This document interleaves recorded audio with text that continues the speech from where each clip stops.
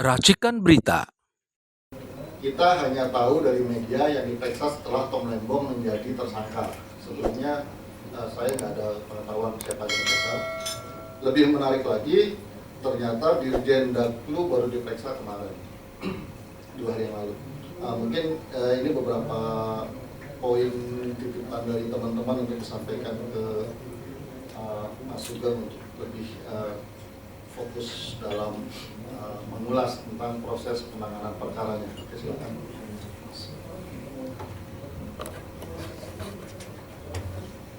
Ya, selamat siang. Assalamualaikum warahmatullahi wabarakatuh. Jadi ini kasus hukum atau politik sih, atau berkelindan antara politik dan hukum, atau hukum sebab digunakan untuk kepentingan politik, ya, atau politik menggunakan hukum, atau bagaimana? Ya, sebetulnya kan mau itu yang dicari, ya. Jadi kan saya tugasnya dari sisi aspek hukum, ya. Saya mau pakai bahasa sederhana aja lah, ya. Nah, hukum itu sebetulnya untuk manusia atau manusia untuk hukum, ya. Ini pertanyaan filosofis yang mendasar. Hukum untuk manusia atau manusia untuk hukum? Ya, orang yang sudah usia 80 tahun atau nenek-nenek lah, ya. Nenek-nenek yang miskin mencuri apa itu? Kakao, ya. Kemudian diproses hukum sampai ke pengadilan, ya. Itu pantas atau tidak? Itu salah satu contoh. Ya, manusia untuk hukum apa hukum untuk manusia? Dalam pandangan hukum progresif, hukum itu diciptakan untuk kemaslahatan manusia, mengabdi kepada nilai-nilai kemanusiaan. Ya, kalau hukum sudah melanggar nilai-nilai kemanusiaan atau hak dasar manusia, itu harus kita pertanyakan kemanfaatannya, ya. Nah, kembali ke kasus ini. Tom Lembong itu sudah tersangka, ya. Sudah tersangka, sudah ditahan. Ada kata-kata disidik. Ada kata-kata tadi diperiksa sebagai saksi. Ini adalah terminologi hukum, bukan terminologi politik, ya. Terminologi hukum.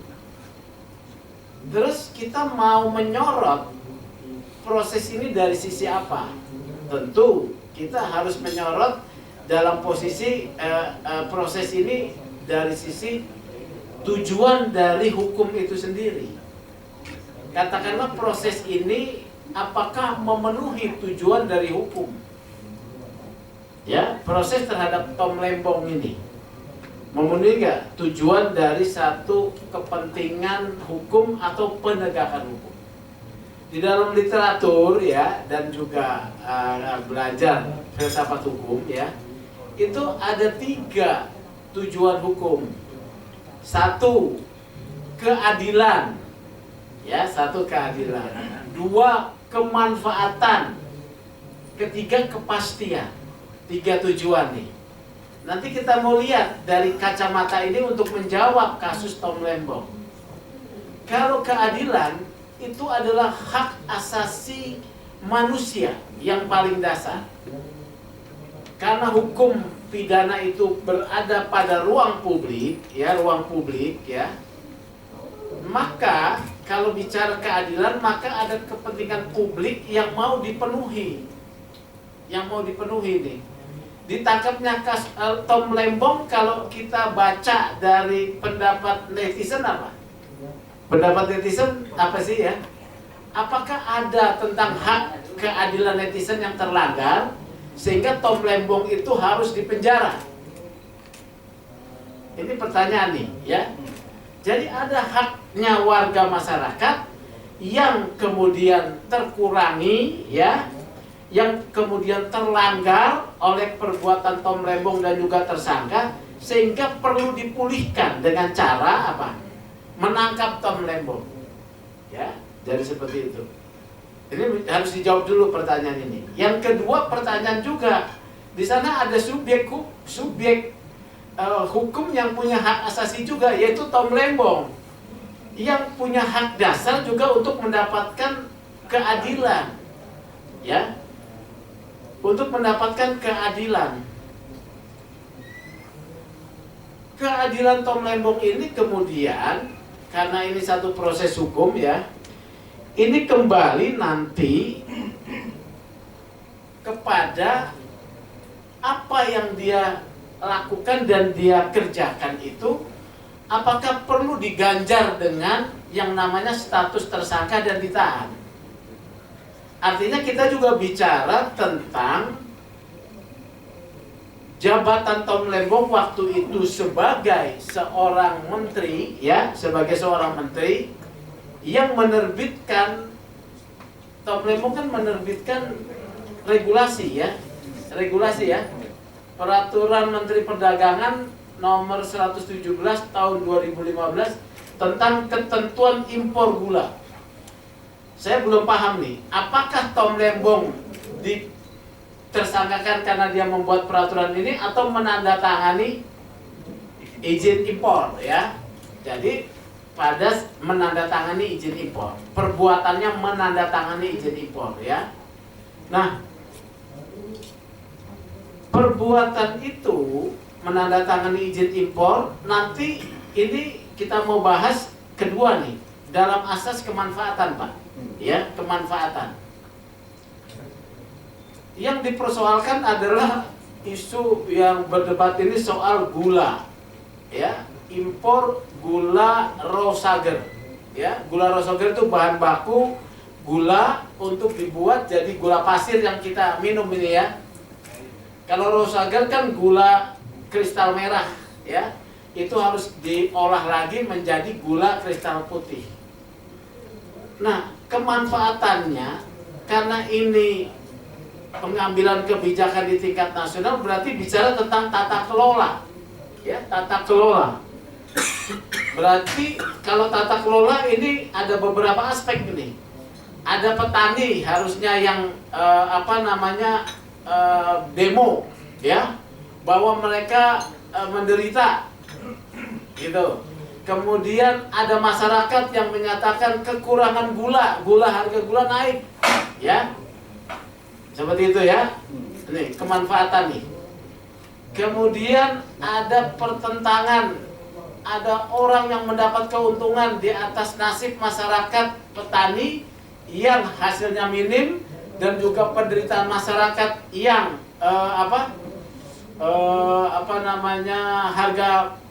harganya mahal, tapi Tom Lembong atau pengusaha mendapat keuntungan. Ini kan penyidikannya baru 2023, ya. Ada nggak gejolak masyarakat? Ya. Apakah tindakan proses hukum terhadap Tom Lembong itu berkaitan dengan gejolak masyarakat, ya, bahwa ada kebutuhan Tom Lembong harus ditangkap? Ini pandangan dari sisi filosofi hukum dulu nih, ya. Kalau ada perdebatan-perdebatan tersebut masuk kepada hal yang ketiga, yaitu kepastian hukum, ya, bahwa karena ada perdebatan yang viral, ya, yang kemarin itu kan yang viral itu seorang yang namanya yang di Surabaya itu lelaki itu Ivan, ya. Ini fenomena kita bisa kita bedah dari sisi hukum, ya. Ivan ternyata memperlakukan seorang anak, merendahkan martabat seorang anak, membuat orang marah se-Indonesia, bahkan ada yang mau ngajak berantem, ya, dimaki-maki. Maka polisi harus bertindak untuk memberikan kepastian hukum. Ivan langsung ditangkap, bahwa isunya dia itu punya backing terpatahkan. Maka ada kepastian hukum. Oh, dia bohong aja punya backing, ditangkap. Keadilan masyarakat terpenuhi, ya. Ini kasus Tom Lembong memang tiba-tiba muncul, belum gitu, ya. Apalagi ini peristiwanya 2015, ya. 2015 dalam kaitan Tom Lembong sebagai seorang menteri yang membuat keputusan, yang memproduksi keputusan ini ya. Artinya dia bikin kebijakan lah dan juga menandatangani. Dari segi hukum, dari sisi kepastian hukum yang terkait dengan penerapan pasal-pasal, ya, kepastian hukum ini terkait dengan penerapan pasal-pasal. Apa yang pasal-pasal yang dipersoalkan di sana? Yaitu pasal 3 Undang-Undang Tipikor. Barang siapa menyalahgunakan kewenangan, menimbulkan kerugian negara, menguntungkan diri sendiri atau orang lain, dipidana. Ya, jadi ini kepastiannya nih. Untuk memastikan ini, apakah benar Tom Lembong menyalahgunakan kewenangan? Nah, kalau seorang pejabat, tindakannya itu bisa dalam membuat keputusannya, kan membuat kebijakan itu keputusan. Keputusan itu bisa salah, bisa benar. Kalau benar diapresiasi. Bentuk apresiasinya apa? Dia tetap menjabat sebagai menteri, diteruskan. Tom Lembong menteri. Zaman siapa ya? Zamannya Pak Jokowi ya. Ya, Pak Jokowi dia ya. Kemudian kalau itu salah, apakah itu harus dipidana? Nah, kebijakan yang dipidana, ya, kebijakan yang bisa dipidana, kebijakan bisa dipidana nggak? Bisa, apabila mengandung satu unsur koruptif. Dalam membuat kebijakan dia dapat suap, ya, dapat suap. Ini harus dibuktikan nih. Dalam membuat kebijakan dia terjadi satu permufakatan jahat. Saya dapat informasi ya bahwa sebelum adanya ditekennya peraturan menteri, itu ada pertemuan antara direktur perdagangan PPI Charles ya Sitorus dengan 8 pengusaha ya. Ini kan pertemuan Charles Sitorus dengan 8 pengusaha, ya. Nah, pertemuan itu waktu itu masih berlaku peraturan menteri tahun 2004. Kemudian di Desember 2015, Tom Lembong dengan kewenangannya membuat peraturan tentang impor gula yang mencabut peraturan 2004. Mencabut. Artinya ketentuan tentang impor gula yang hanya BUMN dibuat baru bahwa perusahaan swasta yang memenuhi syarat memiliki IP ya, IP impor itu boleh mengimpor gula raw saja.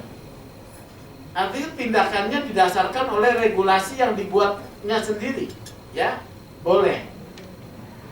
Dan sampai saat ini saya mendengar belum bisa dibuktikan adanya aliran dana nih, ya, kepada Tom Lembong baik dalam bentuk suap maupun gratifikasi. Ya, jadi belum ada. Itu soal penyalahgunaannya, sifatnya harus koruptif. Yang kedua, kebijakan tersebut bertentangan dengan undang-undang, ya.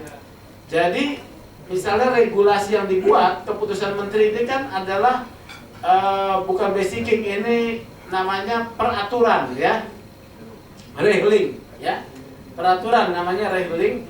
Ini bertentangan nggak undang-undang? Kalau ini bertentangan, ya, apa implikasinya? Dibatalkan. Ternyata kan berjalan, ya. Apalagi dalam sistem pemerintahan itu ada yang mengecek nih, Biro Hukum. Kemudian ketika peraturan menteri ini dibuat, pasti rapat dengan presiden, ya, stabilisasi harga gula. Jadi harus dibuktikan juga apakah kewenangan itu menimbulkan satu ada unsur koruptifnya, menerima uang atau dia menerima gratifikasi atau memperkaya diri. Yang kedua, menimbulkan kerugian negara. Kerugian negara itu dimaknai sebagai berkurangnya kekayaan negara. Berkurangnya kekayaan negara, ya, akibat perbuatan. Apakah di sini ada APBN yang hilang? Ya, kita tidak tahu nih APBN yang hilang. Tidak ada. Menurut keputusan Mahkamah Konstitusi, ya, bahwa kerugian negara itu sudah ditetapkan harus faktual. Faktual itu berarti ada kekayaan negara dalam dalam daftar kekayaan negara, yaitu daftar kekayaan negara yang berkurang atau hilang. Ini tidak ada, ya. Kalau menguntungkan orang lain, ini ya debatable. Orang bisnis kan perlu untung, ya. Jadi debatable. Apalagi ini kemudian diperiksanya post factum nih, ya. Jauh benar. Sudah dari kejadian 2015. Ya, jadi kalau kebijakan yang dinilai koruptif baru bisa pejabatnya dipidana. Kalau kebijakan yang salah itu tidak bisa dipidana. Dia hanya bisa dibatalkan, ya. Ya, kebijakannya dibatalkan keputusannya. Tapi ini kan sekarang tiba-tiba muncul. Nah, ini adalah pandangan hukum, ya. Kemudian tadi ada pertanyaan, tadi titipan pertanyaan apa itu? Penetapan tersangkanya. Tadi juga pertama oleh Pak Antoni, ini tiba-tiba penyidikan. Menurut informasinya kan ini sudah dari Oktober 2023, ya.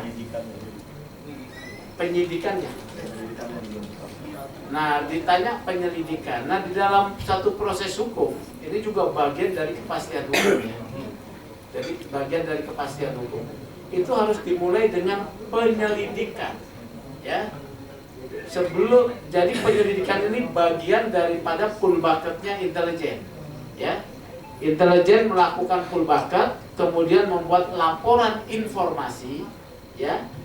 Laporan informasi ditindaklanjuti oleh Jampitsus di dalam hal kemudian meminta keterangan, ya, bukan panggilan saksi, bukan. Nah, Tom Lembong harus ditanya, pernahkah dia mendapatkan undangan klarifikasi?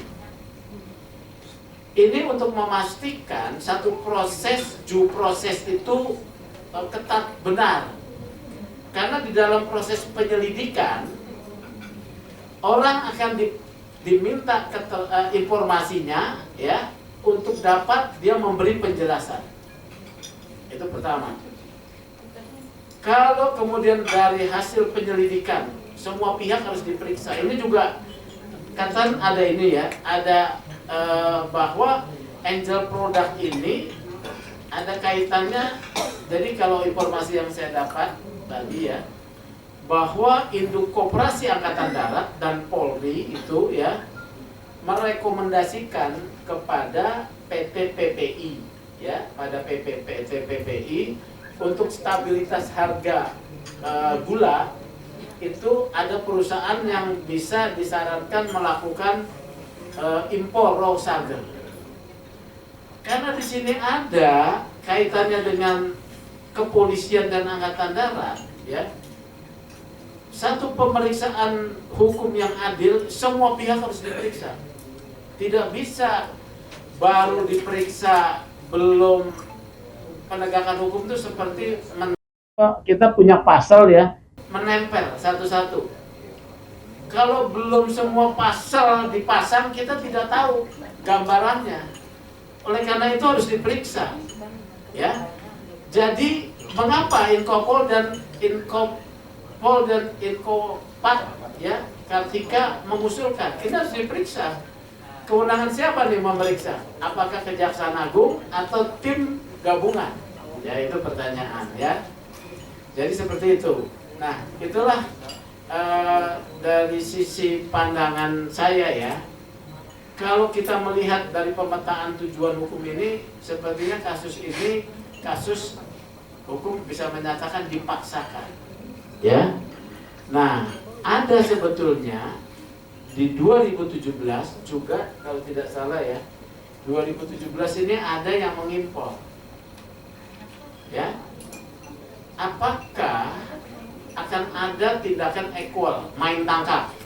Siapa menterinya nih? Ya, ya, kalau tindakannya sama, perbuatannya sama, regulasinya sama, ya, kondisinya sama. Kalau tidak ditangkap tidak equal. Jadi harus ditangkap. Kalau mau tidak dibilang politis, ya, itu harus ditangkap. Atau saya karena ditanya politis atau tidak, ya, ini saya mau soal judi online. Ya, saya mau bandingin nih, ya. Saya bandingin judi online nih, ya. 14 Juni 2024 Presiden menaikkan Kepres 21 tahun 2024 tentang Satgas Pemberantasan Judi Online yang diketuai oleh Menko Polhukam, ya. Ketua penegakan hukumnya Polri, ketua pencegahannya Budi Ari, ya, Budi Ari ketua pencegahannya. Di dalam Kepres 21 itu, Kepres itu berlaku sampai Desember 2024 dan bisa diperpanjang. Di dalam Kepres itu dikatakan bahwa setiap 3 bulan akan ada evaluasi. Berarti 14 September itu harusnya ada evaluasi. Tidak ada evaluasi. Sampai hari ini tidak ada evaluasi. Budi Ari menyatakan ada 5 atau 4 bandar judi online besar, ya. Tapi tidak juga diperiksa. Malah Benny Ramdhani bilang dia diperiksa menyebarkan hoax, ya. Nah, sekarang pemberantasan judi online kencang karena Prabowo bicara judi online. Tetapi Pak Prabowo tidak merujuk kepada Kepres 21. Pertanyaannya. Nah, pertanyaannya ini dalam kaitan ini nih, ya. Regulasi Kepres 21, ya, tahun 2004 tentang judi online itu untuk kepentingan hukum, yaitu kepastian, kemanfaatan dan keadilan, atau untuk kepentingan lain. Karena tidak ada yang ditindak baru sekarang. Atau yang kedua, ya, untuk nakut-nakutin. Nah, untuk nakut-nakutin siapa? Ya bandar judi dong, ya kan? Bandar judi. Kalau orang sudah ditakut-takutin apa? Biar rapat. Saya bukan saya jawab, ya. Karena kan dikatakan oleh PPATK 1 tahun 300 triliun. Mana ada bisnis yang punya omset 300 triliun, bisnisnya mana tuh, ya? Nah, itu, ya. Sama juga dengan ini, ya. Apakah ini kepentingannya untuk penegakan hukum atau ada kepentingan lain? Ya. Ini nggak jelas loh dalam pandangan saya soal pembuktian unsur daripada pasal 3 Undang-Undang Tindak Pidana Korupsinya. Tidak jelas, ya. Tidak jelasnya apa? Unsur koruptif di dalam kebijakan karena penyalahgunaan kewenangan ini terlihat kebijakan. Kemudian kerugian negara, ya. Kalau menguntungkan orang lain adalah, tapi kalau tidak ada namanya penyalahgunaan kewenangan dan kerugian negara, yang tadi 400 miliar itu disebut sebagai keuntungan perusahaan yang harusnya sebagai fee dari PPI, ya, tidak terjadi. Itu soal lain, ya. Mungkin tidak diberikan lewat bawah tangan si dari PT PPI menerima suap. Itu perkara suap, bukan penyalahgunaan kewenangan. Jadi yang perlu dibuktikan oleh Kejaksaan Agung, apakah tindakan Tom Lembong yang dalam jabatannya, dalam kewenangannya ini mengandung unsur koruptif. 2, ya. 1, dia menerima suap. 2, bertentangan dengan peraturan perundang-undangan yang menimbulkan kerugian negara. Itu catatan dari saya, ya. Terima kasih.